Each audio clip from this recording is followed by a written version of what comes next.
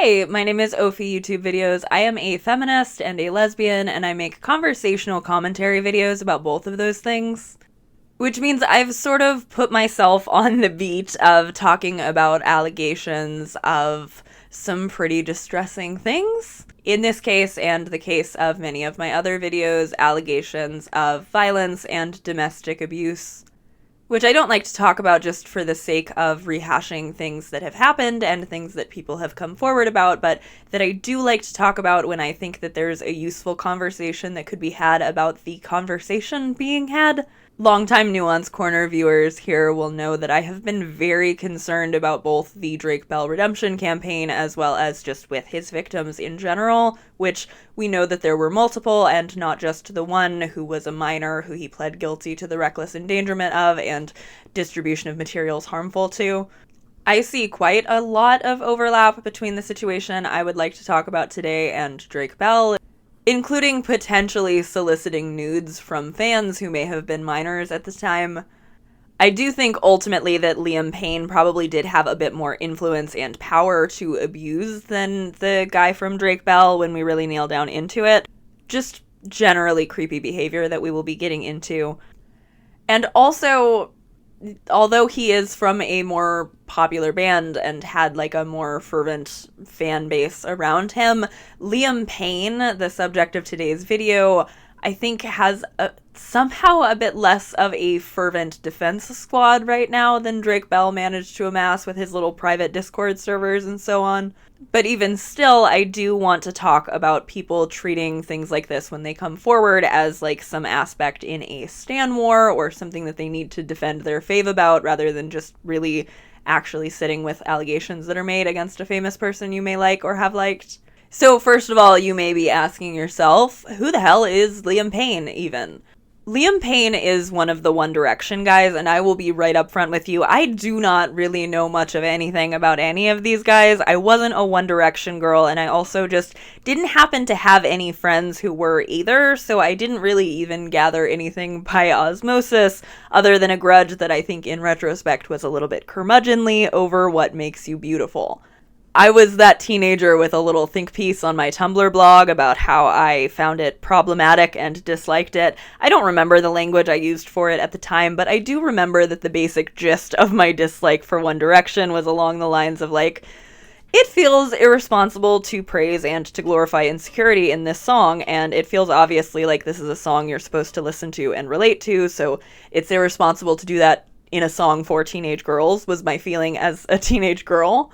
And I have grown into the kind of adult woman who would empathize with a teenage girl talking about that and appreciate that she was, like, questioning stuff, but who would also be like, hang on, actually, who cares if somebody my age was trying to talk to me about this? Because, like, it's for teenage girls. It just wasn't for the kind of teenage girl that I was. And, like, maybe that's something to do with the lesbian thing. I don't know. I feel sure that I do have people who watch my videos who were One Direction fans, even probably some lesbians, because One Direction was huge. And I feel no superiority over people who are really into boy bands or have had One Direction phases or whatever, just because it's not one that I myself had. Many of us had boy bands, even if they weren't One Direction. I myself had a prolonged Jonas Brothers phase. No judgment, just I will get stuff wrong and my lack of familiarity with One Direction will come across in this video. Thanks for understanding. But for the sake of people who know even less than I do about One Direction was a British boy band and global sensation, and it formed after the guys in it had all individually auditioned for the X Factor. Simon Cowell had his hands all over it from the start and really sold all of the guys together as a brand. I've seen clips where he's complaining about how he should have, like, trademarked the name because he's mad he didn't profit off of them to the absolute fullest extent he possibly could. The band came in third on the X Factor that year and then signed with Simon's record label and totally blew up. There were 5 of them, and Liam for sure would have been the name that I would have had the hardest time remembering prior to all of this. But that doesn't really say anything about what his positioning was while the band was active and popular, just that I think that Harry Styles and Zayn Malik are probably the most famous now, And then I know about Louis Tomlinson because I watched Ashley Norton's video about Larry Styles. And I know the blonde guy was named Niall, but like I genuinely don't think I had any association with anything to do with the extra member. I just would have counted all of that off and been like, there's an extra guy, I can't remember his name. And also, like I said before, this was a boy band. They were all between the ages of 16 and 18 when they were tossed into the boy band generator by Simon Cowell on The X Factor, so they were all pretty young, and some of them were still minors when they started. But Liam Payne was born in 1993, so he is 31 now, and was for sure a big adult during a lot of what we're talking about today. From what I'm seeing, the current fascination about Liam Payne online has re-sparked because he went to a concert. I believe it was Louis Tomlinson, one of the other former One Direction guys, performing, and there was already things that I was seeing online about how Liam was showing up to make it about himself. I'm going to show you I'm muting these, but I'm gonna show you some TikToks where it's like showing kind of how he was behaving. He was kind of acting like it was a Liam Payne or a One Direction fan event rather than like his former colleague's concert. And also, on the other hand, like, if I didn't have reasons that I don't like Liam Payne, I might be like, okay, but also people were going to notice if he was there, so what was he gonna do? But like, it is a little, he does come across like a tool. And he also comes across like a tool in this video that has been recently recirculating where he's with his current girlfriend. Little Chanel bag, these Dior heels. Hey, you look good. Nice and covered up for once. So like, suffice to say, I do not like this motherfucker. We will be continuing with this video with you having the knowledge that I do not like this motherfucker, and you will learn even more reasons why I do not like this motherfucker, but like, I'm not here to extend Liam Payne much of a benefit of a doubt, because I think he's an asshole, but his girlfriend does. His girlfriend tried to defend him on TikTok. Again, this, you should keep in mind, was this summer, so it's not in response to this most recent Liam Payne downfall that's been going on online. I've been seeing these comments that Liam is misogynistic because he made a comment saying that I am covered up for once in like this like black outfit that I wore in one of my videos, and I just want to let everybody know that one, I actually said to him while we were filming the video, I was like, oh, you should make a comment about how I'm actually dressed up for once, because if you look at my Instagram, like, honestly, I don't normally cover up too much. Honestly, I'm 25, like, I kind of just wear what I want, and he doesn't care at all what I wear. One of the funny things that I saw was like Oh yeah. was like, Liam's such a hypocrite because he's telling her that she's covered up for once, but he literally has a song called Strip That Down. Strip That Down is a song about keeping the music stripped down, okay? So That doesn't even make get sense. That right. No, it is. It's like, excuse me, do you want me to message Ed and be like, oh, why did you write the song? And then literally this morning, we're walking to our hotel and like there's paparazzi outside, and I really don't want to get pictured because I'm wearing no makeup and breaking out. I just look awful, honestly. Right now I have like a beauty filter on, so I don't look as bad as I do in person. And I'm just kind of like walking really quickly to the hotel. And then the article literally says, couple looks strained after Liam makes misogynistic comment. That's not why. So basically, at the same time as everybody was already talking about Liam's behavior at that concert, somebody else popped into the conversation on TikTok. Some other TikTok user had used that like, I lied, put your clothes back on, we're gonna talk about blank meme, to be like, oh, I lied, we need to talk about who actually threw Liam Payne into a wall in One Direction. Which I guess, again, I'm showing my hand for the fact that I am not up on the One Direction lore. I didn't know about this until recently, but it has been a years-long mystery ever since Liam said on a podcast that a former member of the band threw him into a wall and that he told said member, remove your hands from me or you may not use them again. That was a really bad British accent. I'm so sorry. I'll just show you. Moment where there was an argument backstage and one member in particular threw me up a wall. So I said to him, if you don't remove those hands, there's a high likelihood you'll never use them again. So in the podcast, Liam had not clarified which former member it was, and there were theories swirling. But somebody who has heard that story with the names attached entered into the conversation on TikTok. Okay, I see this all the time everywhere. I've heard his inseparable stories so many times, and he told me it was Zayn, so. This is Maya Henry. Liam Payne's former fiance, somebody who I first learned about by seeing her referred to somewhat flippantly as a child bride on Twitter. Somebody was like, Liam Payne's child bride is coming back to haunt him. And that's when I was like, I need to do a video.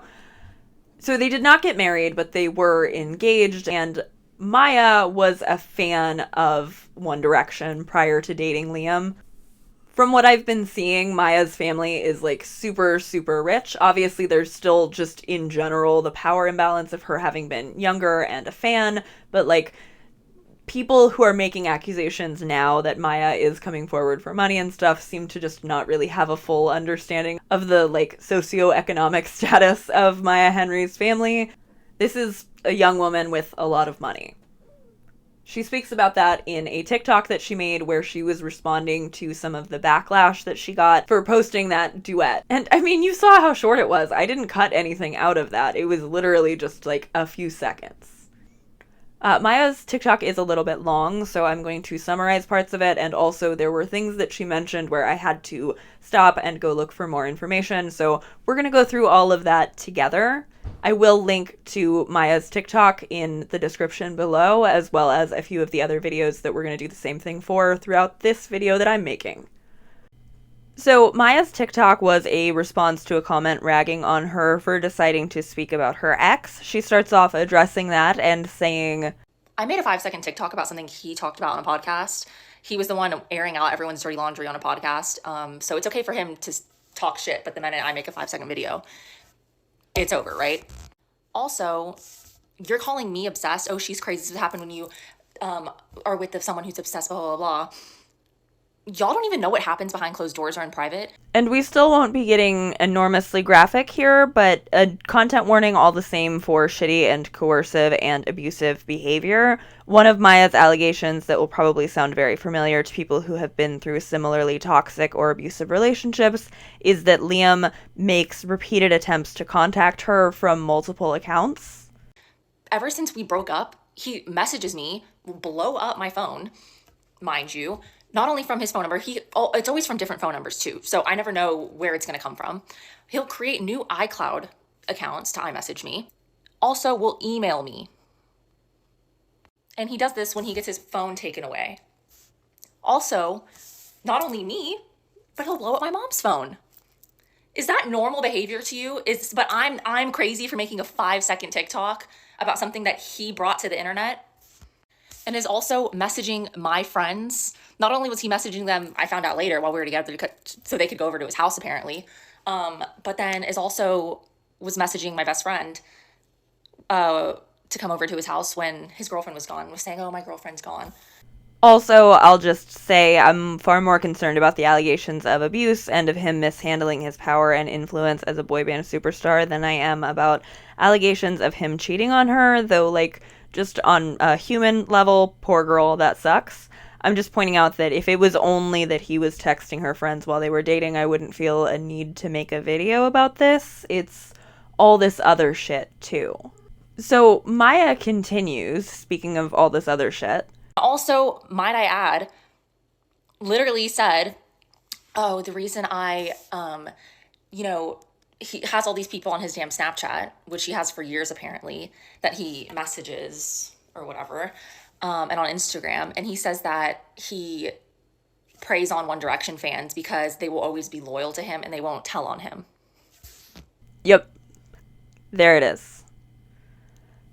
I'm not running with accepting him saying the specific word pray as like a direct quote. I think Maya is just getting across a sentiment that he expressed, rather than like a direct take it to the bank sort of quote situation. And I do think it's worth mentioning the fact that Maya Henry had been a One Direction fan and that isn't even an anomaly in his dating pattern. Do you remember that girlfriend that we saw defend him earlier?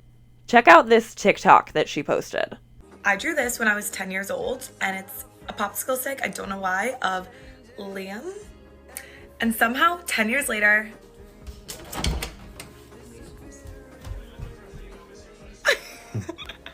careful what you wish for. Isn't that just nasty? I mean, that's just nasty, right? Like, it just makes you feel a little gross. There's nothing aspirational or cute about this to me. I personally would worry about the ethics of dating somebody, even if, like, some beautiful gay woman my age approached me and was like, oh, I watch your videos, I've seen all your videos. I would be like, this might be a relationship that would really struggle to ever actually equalize, and that makes me feel uncomfortable to think about. And Maya spoke about this a bit more, saying, So it's like, okay, not only are you and also you weaponize your own fan base. It's like, oh, people are also saying, she just wants money, blah, blah, blah, blah, blah. Who's paying her to do this? I don't need money. What are y'all not getting here? I never needed his money. He never even paid for anything for me. I literally paid for everything myself. But also the fans that ride for him so hard, I will never understand. Okay, support whoever you love, whatever. But when you constantly enable someone, they're never gonna realize what they've done is bad, or they do realize, but they know that they can get away with it, which is what has happened to him for so many damn years. Everything gets swept under the rug. Everything gets hidden for him. I don't know who the hell is behind all of this, but nothing ever comes out about him. And what she's saying here actually reminds me, although I do also just kind of always have a thought in the back of my head for Amber Heard whenever I am seeing a woman come forward with stories about any sort of abuse or mistreatment. But what Maya just said there actually does remind me very much of the op-ed editorial that launched the Depp versus Heard defamation trial in the first place. Amber's op-ed sticks with me a lot, but most especially this part where she wrote, I had the rare vantage point of seeing in real time how institutions protect men accused of abuse. Imagine a powerful man as a ship, like the Titanic. That ship is a huge enterprise. When it strikes an iceberg, there are a lot of people on board desperate to patch up holes. Not because they believe in or even care about the ship, but because their own fates depend on the enterprise. Though there are also, of course, as I have already mentioned, fans of Liam Payne, fans of One Direction, people who are extremely willing to try to shout down accusations, not because of any actual financial or social dependency on this famous person on any level other than just emotional, and Maya speaks to that as well here. Because either I understand people are scared, but also it's hard when you have these people that jump down your throat for speaking the truth on things that have happened, and quite frankly, very disgusting things that have happened and disgusting things that he's done. And he knows that too. He knows that he can get away with anything. He's told me. And, oh, don't tell anyone because they're not going to believe you anyways. Like, the fans always have our back. We can do whatever, we want, and they're always going to defend us. And he's right. That's the thing, is he's not even wrong. And he knows, and he uses that. So if that's who y'all want to defend, have fucking at it. And this next part is where I had to pause and do some research because she mentions her book. And then everyone is just sitting here saying, oh, well, I'm not going to go too much into me talking about the damn book, but, oh, that was all fake, blah, blah, blah. No, it's not. I'm literally saying, no, it's not. But I think everyone wants to selectively believe what they want to believe. And we are going to talk more about the book in a bit. That's going to be its own section after she brings it up again, but I want to go through the rest of this TikTok first, just for the sake of thoroughness. So she also brought up that same thing that I was already mentioning at the beginning of the video, how the internet was buzzing about him going to other people's concerts to make it about himself. Also, talking shit about your bandmates and then showing up to their concerts, but it's always for your own benefit. It's not even because you actually just want to go support. You want to go stand up there and like take the attention away from everyone, and you're standing there really because everyone's going to be videotaping you. And just like you did at Louis' concert the day my book came out, don't even get me started. That's going to be another story time of what happened before my damn book came out. And then again, we're circling back to the book here. She closes out by saying, yeah, also, is there a statute of limitation for when I can talk freely on TikTok? Why years later? Well, if you knew everything that happened, like, that's the thing. You just don't even know what's happened. So I have a right to fucking say whatever I feel. First Amendment right, freedom of speech. And it's not like I'm freaking lying, so. And also people saying, oh, giving me shit for writing a book. Well, people write songs. What's the fucking difference? You can express your feelings in a song. I can express what I went through in a book.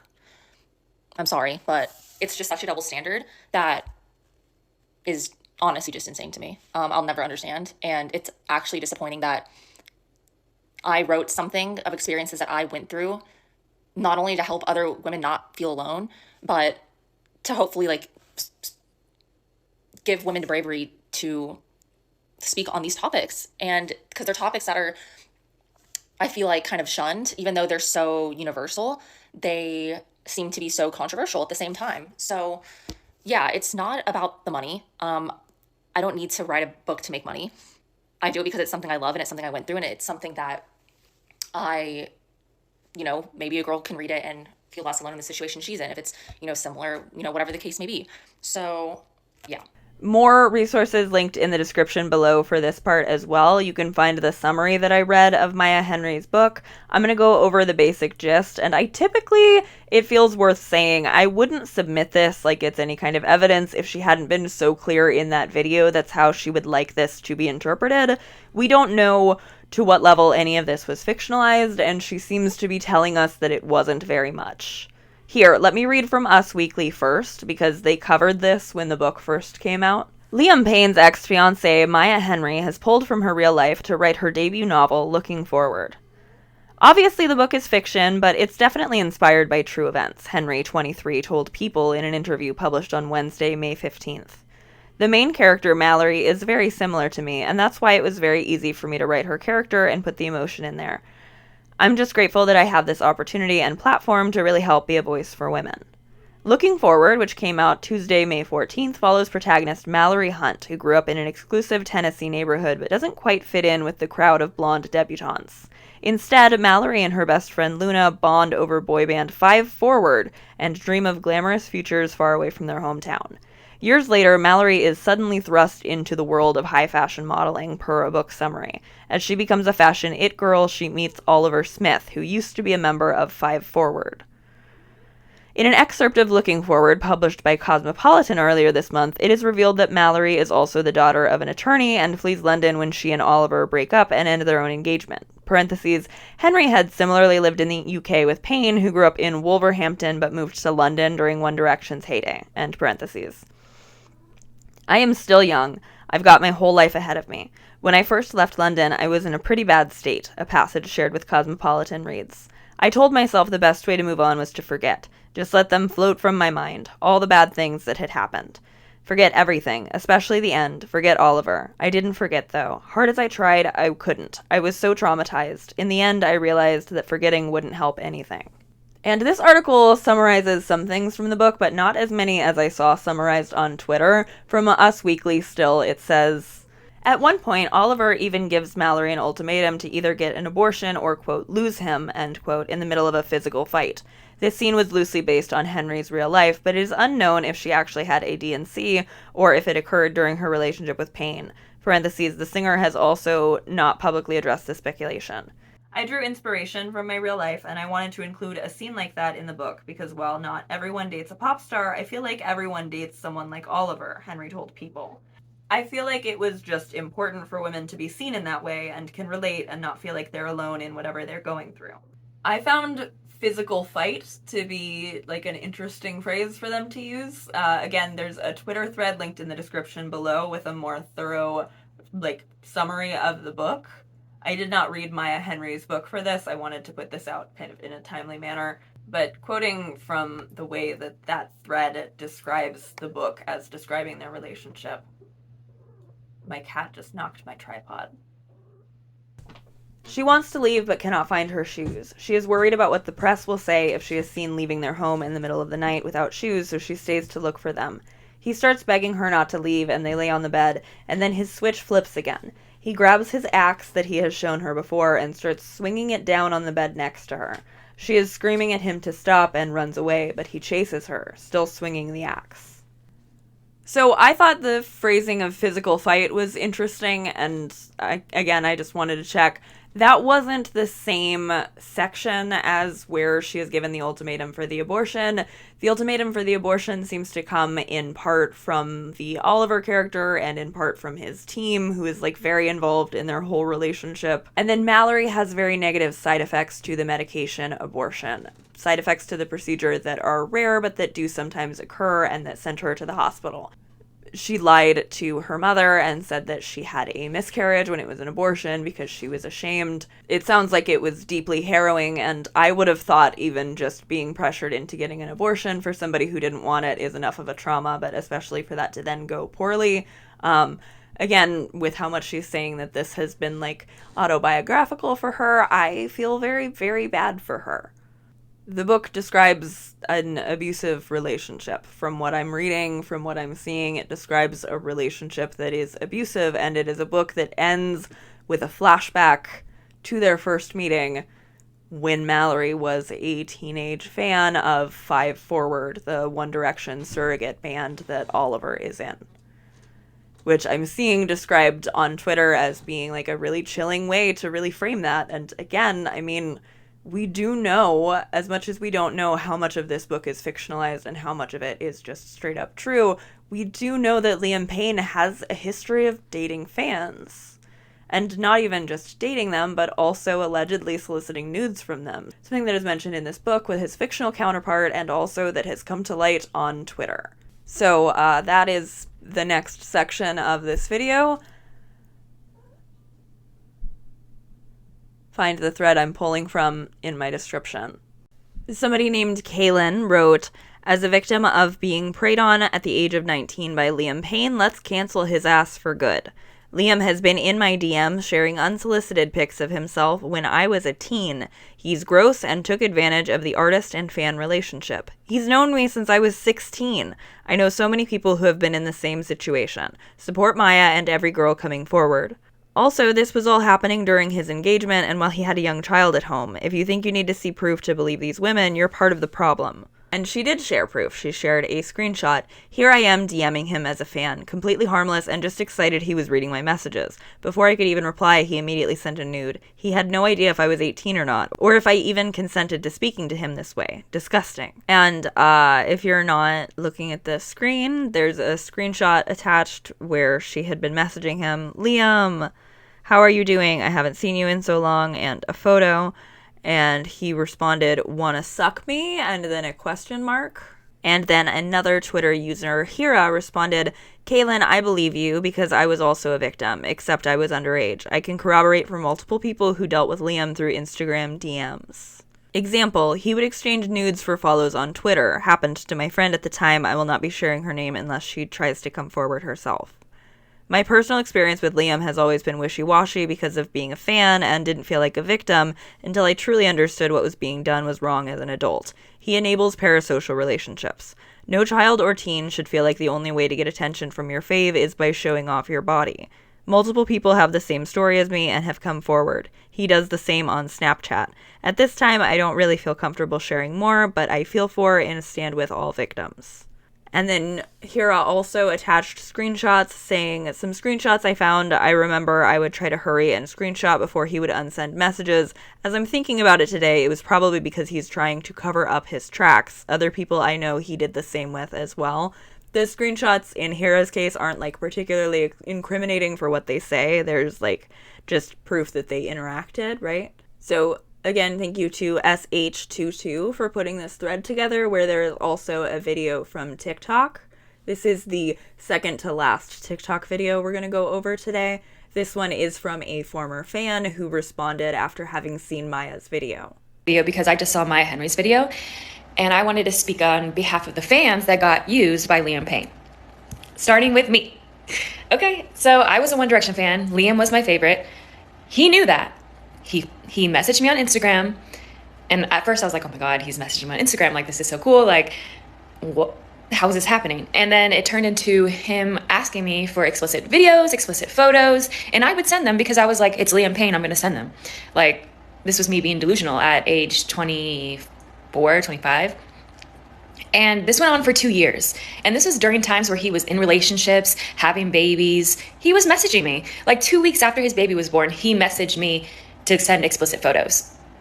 And just to clarify, he never gave me anything in return. And I kept this a secret for so long. Like, I didn't tell anyone because I wanted him to like me. I wanted him to message me. I thought I was going to be his next girlfriend, you know? Like, the way that he would talk to me and manipulate me was like, I can't even explain it. Like, I have tons of messages to show and like how he spoke to me.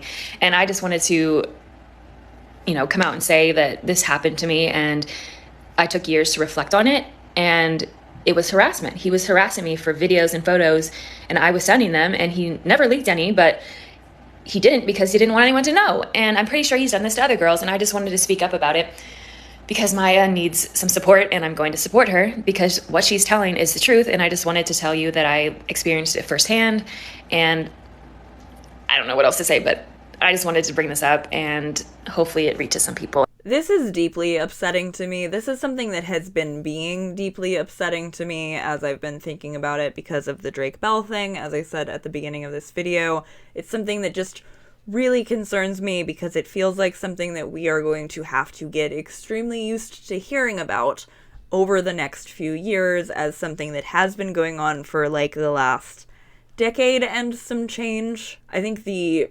temptation that social media provides for famous people to abuse their power, particularly over young people who struggle with boundaries and what is and isn't appropriate in those kinds of relationships and messages, just like it is a really bad recipe that I have not seen nearly enough people being concerned about. Like, sure, whatever, if you're going to be extremely crass about it, and I don't even think you should, because I do think it's, like, genuinely, especially with a boy band with a fan base of young teenage girls, I mean, I'm regressing back into my One Direction is problematic because they were preying on insecure girls thing now, but knowing that this was going on and knowing that it likely was going on in all kinds of other bands too, like, this is why I do the weave and film a little and edit a little and film a little and edit a little, because I just realized I never finished that sentence where I said, if you want to be crass about it, and I don't think you should. I was going to say, if you want to be crass about it, and I don't think you should, because of all of the reasons that I just gave for why it's inappropriate, you could argue that, yes, celebrities always exert their influence and that rock stars have always slept with groupies, etc. I just really do think that it is different when it's a situation where basically being in the fandom was being groomed to be extremely predispositioned to this. Even though not everybody coming forward is saying that they were a minor at the time, enough of them have said that they were. Even just one of them saying that they were is enough for me to be like, oh God, how many people are not saying what happened to them, right? That's the thing about learning about this kind of situation, is that now that I'm thinking, okay, if both Drake Bell and Liam Payne potentially knew that they could flex the power that they had to solicit nudes from minors in their audience who like them because of their music and their celebrity, that's really, really incredibly bleak, and a lot of people may have been doing the same thing. And again, as is pointed out in these Twitter threads, if these people are smart enough just to start deleting things, I mean the same way Drake Bell unsent a bunch of messages following learning that the victim that he had to plead guilty about in a court of law had a lawyer for a father, there are ways that they can begin to cover their tracks, and I don't even know what we do about that. I mean, first of all, maybe just like the celebrity, like verified account of a famous person should not be able to message minors. That one seems really simple. I'll give that idea to Instagram for free. And maybe the solution, other than more moderation, which I do think is part of what needs to happen here, maybe the solution is that we have more open and broad conversations about the fact that it is exploitation for a famous person to use their celebrity in this manner. And I really do appreciate all of these people who have been coming forward about this, especially to come forward with your face attached. Like, I think that it's really extremely brave on their part as well as on Maya Henry's part. So following these revelations of other people coming forward and following more both support and also backlash that Maya received in response to that TikTok we already went over, Maya did another TikTok. I don't spend a lot of time on TikTok, and I'm always very concerned when I'm watching a TikTok when somebody is driving. I just feel the need to say that because I'm showing you this and because TikTok put up a little warning that was like, it's unsafe to do this. Please don't TikTok and drive. I'm very supportive of Maya Henry in her decisions thus far, other than to film herself while she is driving. Please don't film yourself while you're behind the wheel of a car. Like, you should focus on the road. But I'm putting that aside and responding only to what she's saying, but, soapbox moment, don't TikTok and drive. And also, for anybody who is photosensitive, you might want to minimize the browser or look away while you can hear her speaking, because the sunlight coming in while she's driving is kind of flashy, and it made me feel a little nauseous, and I couldn't fix it in editing. This is maybe a good argument for me to not cover stuff from TikTok very often. I am a little bit out of my wheelhouse on this one. Morning, and I just wanted to come on here and make a few more points and also discuss a few more things, things that have come to light recently. But I also, first and foremost, want to thank all the women who have come forward with their stories of not only about Liam, but about their own partners and relationships. And I also want to thank everyone for the overwhelming amount of support. We need to stick together and support each other. Okay. Oh my God. I know I just said I wasn't going to harp on the driving thing, and I know I will try not to, but this is just making me really anxious to watch. Does this also make you anxious to watch? I was thinking maybe I should just tell you what she says, because when she takes her hands off to clap, my whole body was going tense. And you can tell she's watching the camera and not the road, because she notices when the audio cuts off and reaches to fix it. Maya, please drive safer than this. All that aside, though, and as explanation for why the audio cuts out at weird times during this video, that wasn't my doing, and also just wasn't something I was able to fix. I wanted to give you a chance to hear what she's saying here for herself, so I am leaving this driving portion in, even though it's making me feel anxious. Speak on people saying, oh, when I watched her last video, I took it seriously until she started talking about her book. This is PR. This is PR for the book, blah, blah, blah, blah, blah. Okay, so first and foremost, I wrote a book about my experiences. I said it was about Liam. I've said that it's inspired by a true story, right? And me talking about the topics that are discussed in this book, and I'm going to put the content warnings here again so we can understand and I can reiterate the topics that are discussed in this book. I would not share my experiences with these topics for PR. I would not make allegations and write things like this for PR. This is me using my voice, my platform, to write a story and share my experiences on these topics, not only to help other women come forward with their own stories, but to help women have the bravery and use their voice to hold these men accountable. That's what this is about. And this is what is not computing with you. But it's so frustrating because I am speaking on hurtful things that have happened to me, and it happens to so many other women. It happens to so many women, and this is what y'all aren't understanding. I think it is abundantly shitty to claim that just because she mentioned, hey, this is all in my book, that she was coming forward only as a means to promote her book now, like after it's been out for a while. Even that article that I read from earlier was saying that the book was about Liam Payne, something she also seems to have confirmed in TikTok comments along the lines of like, oh, I'm not twisted enough to make that up, when she was asked if the Oliver in the book was based on Liam. But Maya continues. That it's actually women in these comments questioning these things. Oh, well, where's the proof? I need to see proof before, I can believe you. Do you think I would be alleging such things, writing such things, coming from such a heavy legal background? Do you think that that's smart of me? If I used Liam's likeliness to write this story and share experiences, why hasn't he come forward and said anything? Liam Payne, why are you silent? It's that simple. Why are you silent? Saying, why now? Why not when the book came out? I've done interviews about saying, this is my experience with one person, because everyone wanted to say, oh, it's probably a culmination of, experiences she's had with different men. Really? Are we going to be that delusional into really thinking that? I've done interviews saying that it's about one person and one person only, that being my ex-fiance Liam. And somehow these articles just don't get printed and they just disappear, which is what happens a lot when,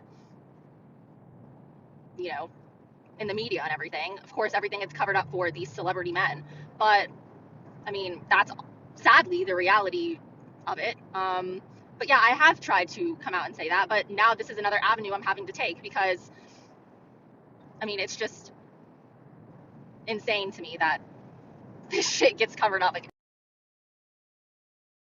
women that have these experiences with not only, I mean, not honestly just any man, but men that have money or that are celebrities. If I wasn't fortunate enough to come from a good background, I wouldn't have anything. It would be hard for me to even, he would probably threaten legal action against me to scare me knowing that I don't have anything. That's not the case. As a comment that made me laugh on my most recent video put it, all roads really do lead back to Alexa. Because though I wasn't originally going to talk about Alexa Nicholas in this video, it occurs to me as I'm watching this that this all was so much of what was so appealing about the original Eat Predators mission statement, right? Alexa Nicholas talks about this too. We've just seen this, if you've been keeping up with all of my videos about that, how abusers in the entertainment industry get articles about them either censored so that what really does come out isn't actually what the victim was intending to come forward with because it's all been very neutered, or that the articles just don't come out at all, they get totally killed. And again, this is why Eat Predators was so promising, was this idea of taking collective action against this sort of injustice. And you need a collective for collective action, so I don't fault Maya at all for using TikTok as a route to tell this story because it's 2024. I don't love TikTok. I don't use it often. I have probably upwards of 100 unread messages from like the 2 or 3 people I'm friends with over there that I just don't use TikTok. I don't catch up on them very often. But I knew that a lot of people who would like to know about this story also don't love TikTok, and that's part of why I wanted to talk about it here. And also because I don't know how faithful in summarizing what she's actually alleging most of the articles doing their write-ups about it are, so that's why I'm just showing you most of the videos. I cut a little bit for time, and I sped it up, and I also took out some mouth sounds because I love you. Okay, continuing with this car chat and wrapping up with our final TikTok. Everyone know there is no right and wrong time to speak out about these topics. There is no statute of limitation of when I can speak on these topics. There's just no time limit because these topics, no matter how much time goes on, these topics and these actions that are committed by these men are unexcusable. No amount of time can heal the things that these men do. I'm sorry, that's just the bottom line, and they need to be held accountable. So in the past 24 hours, I've gotten a flood of messages from women, as I said, about their own experiences with Liam. And there's a bunch of information that a lot of women have come forward to give me. And it is so sickening and disturbing that, as I said, to this day, this man is still doing these things to me. And I'm not going to get into it, but I am disgusted at this diabolical behavior. This is beyond disgusting. It is flabbergasting to say. Never, ever did I think, however many years ago, when I was engaged to this man, that he would turn out to be this disturbing. And I've seen disturbing things being with him, hence why we're not together, because it is very disturbing. But this is just the icing on the fucking top of the cake, the fucking cherry on top. It's just insane. Saying that we are on good terms because of a People article, I think that's where people are getting this clipping from, is me saying that he reaches out. Yeah, I just said that yesterday on my TikTok. It doesn't mean that we're on good terms. After everything he's done, no. For people saying, post the proof. Actually, a lot of the proof is too freaking explicit to put on TikTok. It's disgusting and disturbing, as I said again. And yeah, I mean, why would I lie and make allegations that could get me in trouble? Like, really? I mean, how much more do y'all need? Actually, there's a lot more y'all could hear. And I think he knows that too, and that's why maybe he's staying silent. I don't know. But anyways, those are the points I needed to make. And yeah, sorry these are a bit off the cuff. I kind of just feel like some things need to be addressed since it's a lot of women continuing to prove what I was saying yesterday in my video, that it's always a new excuse. Well, why did you do this? Why did you do that? Well, why did he act the way he did? Why does he do the things that he does and that he's still doing? Like, it's not, he's changed. Like, no. Okay. Anyways. I don't currently plan to follow back up on this one, barring some super huge developments in either the allegations or the discourse that I'm not currently predicting, because I predict that the discourse will pretty much stay the way that it currently is, and that discourse is at times heartening to me. I will admit it did make me smile to scroll around on the Liam Payne tag on TikTok and see a One Direction fan taking down specifically just their Liam pictures on the wall and covering up his face with post-it notes on the posters of like the whole ensemble, and it was set to "The Smallest Man Who Ever Lived" by Taylor Swift, and it had on it Maya's quote about what Liam would say about how nobody would believe her and that the fans would make excuses for him. It's not that I think that that's a moral obligation, particularly that everybody with a One Direction poster on their wall needs to do, but it just made me smile. I thought it was a sweet sentiment, and I also liked that that fan was still preserving the fact that they have love for this band that has already been broken up and that is not really actively still being supported by listening to this old music or having a poster of them up on your wall. I mean, I was saying earlier Simon Cowell was mad about not milking all the profit he possibly could out of One Direction, but I bet at this point streaming money probably goes way more to that man than to them.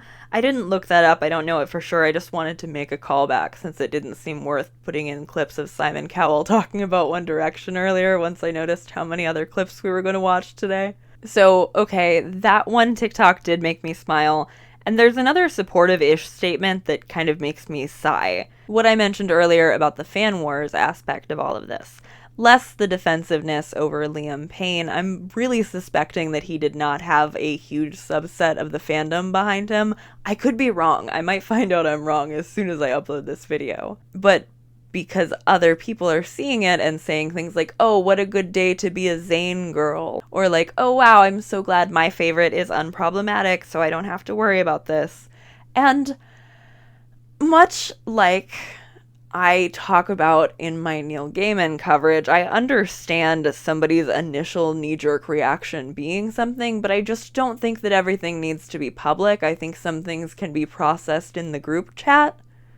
You can make that kind of joke to your friends, but to just toss it out there where you know that a victim is going to see it, and not just that victim, but also the other victims that she's saying are reaching out to her, I just don't think that that would make me feel any better. And I know a lot of discourse around things that happen in popular culture are not filtered first through how would this make the victim of that person feel, but I just don't think that that's some truly impossible standard to try to remember to hold ourselves to before we directly comment on a victim's post.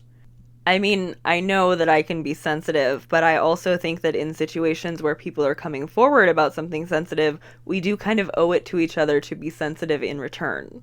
And yes, even though I don't think that there was a particularly huge Liam faction of the One Direction fandom, I do think that he is bound to have defenders. People who will deny that anything inappropriate even happened, or that it wasn't so bad, or that because the fans wanted at that time to engage in this, that he wasn't exerting or abusing power and influence to get them to want and engage in that.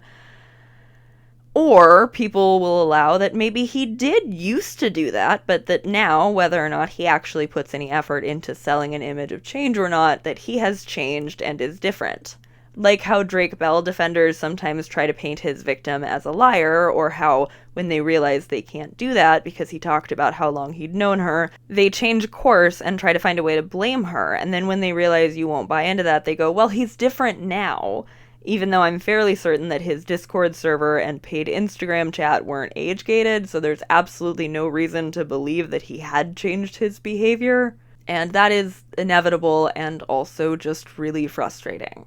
Something I try to think about with my videos is ways that the things I spend my time thinking about might be able to be useful, and especially given that I introduce myself as a feminist, things that might be useful or at least validating to hear for other feminists. As a very young teenager, I wanted in the back of my mind to make videos for a long, long time. I used to watch a lot of Vlogbrothers. You know this if you watched my Lizzie Bennett Diaries retrospective, I think. And I shelved that desire out of a lot of things, but part of that combination was when I stopped watching YouTube for several years after a bunch of the dudes in a very tangential and, to be clear, not John and Hank Green themselves, part of the Nerdfighter community, were outed as being abusive partners. I do remember at the time there was lots of very healthy talk within the viewer community of these channels, and I'm talking specifically, please let me know if you already knew who I was talking about, or actually fuck it, even if you know who I'm talking about now that I'm saying the names, because I feel like there's a very high likelihood that nobody will know what I'm talking about at all, or that way more people remember this than I'm thinking, and I can't tell which way it's gonna go. But please let me know if it has any recognition at all in your brain. When I say Naramon or Luke Conrad, you might have no idea. This likely means nothing to so many of you, but it meant a lot to me. It meant a lot to see that a lot of people who had previously all really supported these men were willing to publicly be like, hey, I believe these things that are being said.